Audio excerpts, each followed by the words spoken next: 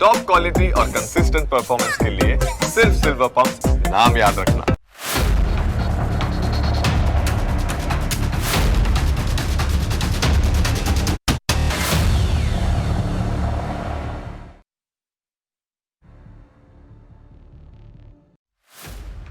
નમસ્કાર, હું Janak Dave. Full stop news analysis પ્રોગ્રામમાં આપનું સ્વાગત છે.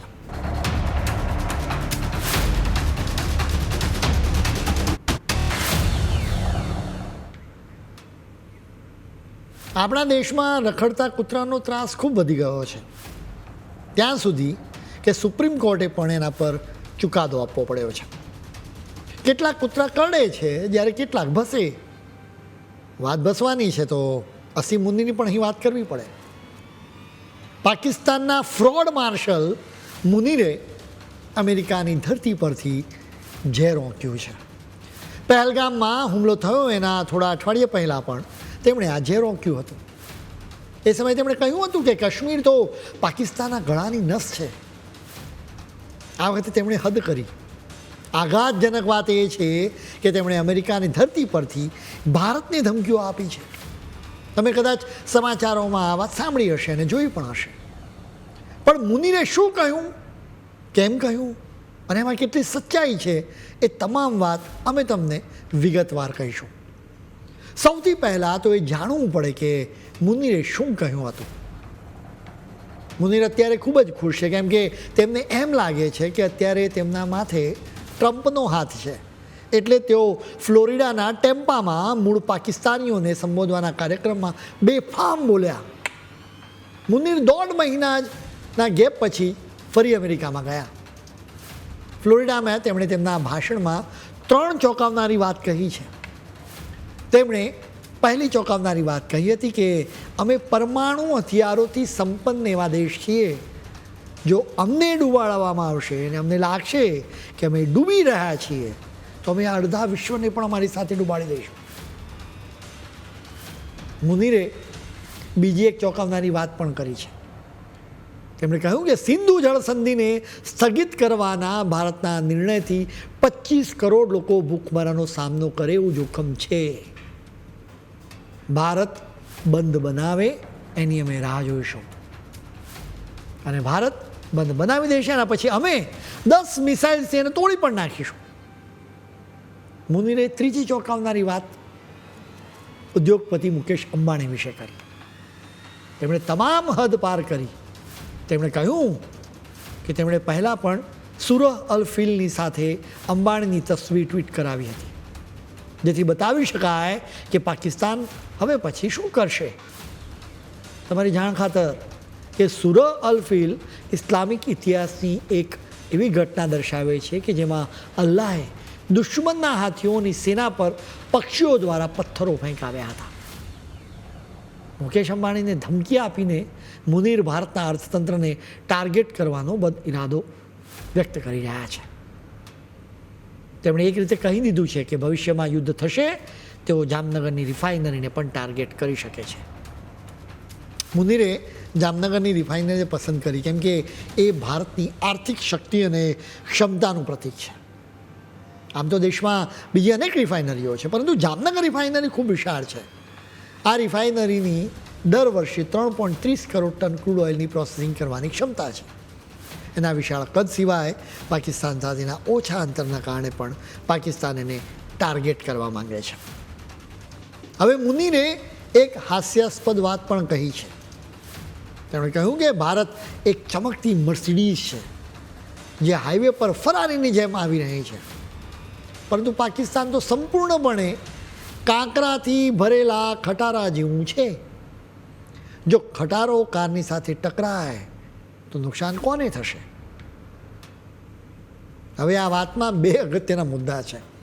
સૌથી પહેલાં તો મુનીરે સ્વીકારી લીધું છે કે પાકિસ્તાન ખટારા જેવો દેશ છે, એટલે કે એની પાસે ફેંકવા માટે કાંકરા સિવાય બીજું કશું જ નથી. મુનીરે સાથે જ શાઇનિંગ ઇન્ડિયા સ્ટોરીને પણ સપોર્ટ આપી દીધો છે. તેઓ માત્ર એટલું જ ભૂલી ગયા કે ભારત ફરારી છે, તો એની સાથે રાફેલ S-400 સિસ્ટમ અને બ્રહ્મોસ પણ ચાલે છે. એટલે જ ભારતને કંઈ પણ થવાનું નથી. સૌથી પહેલાં તો જાણવું પડે કે આખરે મુનીરે કેમ આવી પોકળ ધમકીઓ આપી. એના માટે 3 મુખ્ય કારણો છે. સૌથી પહેલું કારણ એ છે કે ભારતે ન્યુક્લિયર બ્લેકમેલિંગને સંપૂર્ણપણે ખતમ કરી દીધું. અત્યાર સુધી પાકિસ્તાન માનતું હતું કે ભારતમાં આતંકવાદી હુમલા કરાવશે, પણ ભારત વળતો જવાબ નહીં આપે. પરમાણુ હથિયારો હોવાના કારણે ભારત પાકિસ્તાનની ધરતી પર હુમલો નહીં કરે. ભારતે સૌથી પહેલાં સર્જિકલ સ્ટ્રાઇક અને એ પછી એ સ્ટ્રાઇક કરીને પાકિસ્તાનના ન્યુક્લિયર બ્લેકમેલિંગ પર સીધા પ્રહાર કર્યા. ઓપરેશન સિંદૂર પછી તો ભારતે આ બ્લેકમેલિંગ પર બુલડોઝર જ ફેરવી દીધું છે. એટલે કે સાવ ખતમ જ કરી દીધું છે. મુનીરની ધમકીઓના જવાબમાં વિદેશ મંત્રાલયે એક નિવેદન બહાર પાડ્યું, જેમાં ચોખ્ખી વાત કરવામાં આવી છે કે ભારત પરમાણુ બ્લેકમેલ સામે ક્યારેય ઝૂકશે નહીં. એના પહેલાં પીએમ મોદીએ પણ અનેક વખત આ વાત કહી છે. ન્યુક્લિયર બ્લેકમેલિંગ કરવા માટે જ મુનીરે પરમાણુ હથિયારોની ધમકી આપી છે. જોકે તેઓ ભૂલી ગયા છે કે ભારત પર એની કોઈ જ અસર થવાની નથી. મુનીર પોતે ખૂબ જ ડરી ગયા છે. અડધી દુનિયાને ખલાસ કરવાની ધમકી ખરેખર તો દુનિયાના બીજા દેશો માટે પણ છે. મુનીર જુદા જુદા દેશોને કહેવા માગે છે કે ફરી ઓપરેશન સિંધુ ન કરવા માટે ભારતને તમે સમજાવો. તેઓ ફરારી અને ટ્રકનું ઉદાહરણ આપીને ભારતને એમ પણ કહેવા માગે છે કે ભારતે વધારે ગુમાવવાનું છે. મુનીરે ધમકી આપી છે તેનું બીજું કારણ પાકિસ્તાનની આંતરિક સ્થિતિ પણ છે, જે ડામાડોળ છે. મુનીર પાકિસ્તાનમાં કટ્ટરપંથીઓને રાજી રાખવા માંગે છે. બીજું કે સેનામાં પણ તેમની વિરુદ્ધ ખૂબ જ અસંતોષ છે. મુનીર પ્રત્યે સૌથી વધુ અસંતોષ તો પાકિસ્તાનના લોકોમાં જ છે. એટલે યુદ્ધનો ઉન્માદ જગાવીને મુનીર પાકિસ્તાનના લોકોનું ધ્યાન ડાયવર્ટ કરવા માંગે છે. મુનીરે ખૂબ જ ગણતરી કરીને વધુ એક વખત આ ધમકી આપી. અત્યારે અમેરિકા અને ભારત વચ્ચેના સંબંધો વણસ્યા છે. ટ્રમ્પે ભારત પર 50% ટેરિફની ઘોષણા કરી. બીજી તરફ પાકિસ્તાનની બાબતમાં બિલકુલ ઉલટી સ્થિતિ છે. અહીં મુનીર ટ્રમ્પના હવે ખાસ બની ગયા છે, કેમ કે નોબેલ પુરસ્કાર જીતવા માટેની ટ્રમ્પની મહત્વાકાંક્ષાને મુનીરે સપોર્ટ જે આપ્યો છે. યુદ્ધ અટકાવનારા રાષ્ટ્રપ્રમુખને નોબેલ પુરસ્કાર આપવામાં આવે એવી મુનીરે માંગ કરી હતી. મુનીરે તો કહી દીધું કે અમેરિકાએ જ ભારત અને પાકિસ્તાન વચ્ચેનું યુદ્ધ અટકાવ્યું છે.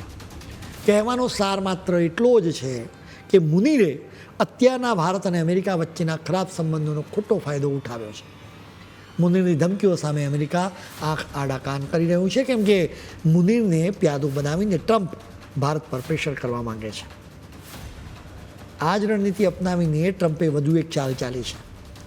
અમેરિકાએ બલુચ લિબરેશન આર્મીને BLA ને વિદેશી આતંકવાદી સંગઠન ઘોષિત કરી દીધું છે. બલુચ લિબરેશન આર્મી ખરેખર તો પાકિસ્તાનના લોકો માટે સંઘર્ષ કરે છે. આ સંગઠન પાકિસ્તાનની સેના અને પોલીસને ટાર્ગેટ કરે છે. પાકિસ્તાને એવો પણ ખોટો આરોપ મૂક્યો છે કે ભારત બલુચ લિબરેશન આર્મીને સપોર્ટ આપે છે. ટ્રમ્પે ખરેખર તો અમેરિકાના ખરા દુશ્મન ચીનને જ મદદ કરી છે, કેમ કે બલુચ લિબરેશન આર્મી પાકિસ્તાનમાં ચીનના પ્રોજેક્ટને ટાર્ગેટ કરી રહ્યું છે. મુનીરના નિવેદનથી એક વાત સાવ સ્પષ્ટ થઈ ગઈ છે કે પાકિસ્તાન અસ્થિર દેશ છે. અને પાકિસ્તાનની પાસે રહેલા પરમાણુ હથિયારો આતંકવાદીઓ સુધી પહોંચી શકે છે, અને કદાચ પહોંચી ચૂક્યા પણ હોય. આવી શંકા પણ વધારે મજબૂત થઈ ગઈ છે. હવે સવાલ એ છે કે મુનીર શા માટે એની પરવા કરે, કેમ કે તેમણે તો પહેલાં જ પાકિસ્તાનની સરખામણી ખટારા સાથે કરી દીધી છે. આસિમ મુનીરની ધમકીઓની વાત છે તો તમારે સમજવું જોઈએ કે પાકિસ્તાનના મિલિટરી સરમુખ હથિયારો પોતાનો સ્વાર્થ જોતા આવ્યા છે. દેશની GDPના બદલે પોતાની તિજોરી ભરવામાં તેમને વધારે રસ હોય છે. એટલા માટે જ દેશ માટે લાંબા ગાળાનું વિઝન તૈયાર કરવાનો તેમનો કોઈ જ ઈરાદો હોતો નથી. મુનીરની બાબતમાં પણ એમ જ છે. આ રીતે તેઓ પોતાના જ દેશને નુકસાન પહોંચાડી રહ્યા છે. પરમાણુ હથિયારોની વાત છે તો ભારતે એક નીતિ અપનાવે છે. આ નીતિ છે નો ફર્સ્ટ યુઝ. એટલે કે ભારત પરમાણુ હથિયારોથી પહેલો હુમલો નહીં કરે, બલકે આપણા દેશ પર કોઈ પરમાણુ હથિયારથી હુમલો કરશે તો એનો જવાબ ચોક્કસ આપવામાં આવશે. પાકિસ્તાનને આવી કોઈ ઘોષણા કરી નથી. અલબત્ત પાકિસ્તાને 4 સ્થિતિમાં પરમાણુ હથિયારોનો ઉપયોગ કરવાની રણનીતિ અપનાવી છે. સૌથી પહેલાં તો પાકિસ્તાન યુદ્ધમાં જ ખૂબ મોટો વિસ્તાર ગુમાવે. બીજી સ્થિતિ એ છે કે પાકિસ્તાનની સેનાના મોટી સંખ્યામાં જવાનો મરી જાય કે એની સૈન્ય સામગ્રીને ખૂબ જ મોટા પાયે નુકસાન થાય. ત્રીજી સ્થિતિની વાત કરીએ તો પાકિસ્તાનના અર્થતંત્રને ખૂબ જ જોખમમાં મૂકવામાં આવે. આર્થિક રીતે પાકિસ્તાનના અસ્તિત્વનો સવાલ ઊભો થાય ત્યારે પણ પાકિસ્તાન પરમાણુ હથિયારથી હુમલો કરી શકે છે. ચોથી સ્થિતિની વાત કરીએ તો મોટા પાયે રાજકીય અસ્થિરતા સર્જાય તો પરમાણુનો બોમ્બનો ઉપયોગ કરી શકે છે. આ ચારેય સ્થિતિ જોઈએ તો પાકિસ્તાનને હારને ધ્યાનમાં રાખીને જ પરમાણુ હથિયારનો ઉપયોગ કરવાનું નક્કી કર્યું છે. હવે અત્યારે આ ચારમાંથી એક જ સ્થિતિ સર્જાઈ છે. આર્થિક રીતે પાકિસ્તાનનું અસ્તિત્વ અત્યારે સંકટમાં છે. આ જ કારણે મુનીરે સિંધુ જળ સંધિનો ઉલ્લેખ કર્યો છે. 25 કરોડ લોકોના ભૂખમરાની આ વાત છે. મુનીરે બંધને ઉડાવી દેવાની ધમકીઓ આપી છે. હવે આમાં સિમ્પલ લોજિક છે. બંધ કંઈ રાતોરાત ન બની જાય, એમાં વર્ષો લાગી શકે. ત્યાં સુધી મુનીર પાકિસ્તાનની સેનાના બોસ રહેશે કે નહીં એ પણ એક મોટો સવાલ છે. તેમ છતાં મુનીરે બંધને ઉડાવવાની વાત કરી છે. એનું એક કારણ એ પણ છે કે તેઓ પોતે અત્યારે ખૂબ જ અસલામતી અનુભવી રહ્યા છે. પાકિસ્તાનમાં સેનાનો ચીફ અસલામતી અનુભવાય એટલે ખૂબ જ ગંભીર બાબત છે એમ માનવું. તેની નોકરી કે પદને નહીં પરંતુ એના જીવને પણ જોખમ હોઈ શકે છે. આસિમ મુનીરે ઘણી બધી ધમકીઓ આપી છે. આ એક સાયકોલોજીકલ વોર છે. મુનીરે અડધી દુનિયાને ઉડાવી દેવાની ધમકી આપી છે.